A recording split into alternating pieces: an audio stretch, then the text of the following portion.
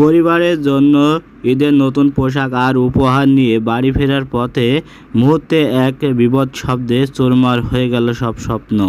বুধবার সকাল 7:30টার দিকে বগুড়া শেরপুর উপজেলার ভবানীপুর ইউনিয়নের ছানকাই এলাকায় ঢাকা-বগুড়া মহাসড়কে মাইক্রোবাসের গ্যাস সিলিন্ডার বিস্ফোরণে 3 যাত্রী নিহত হয়েছেন।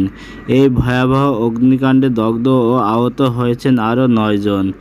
নিহতরা হলেন শিউলি বেগম, তায়েবা খাতুন এবং ড্রাইভার রিন্টু।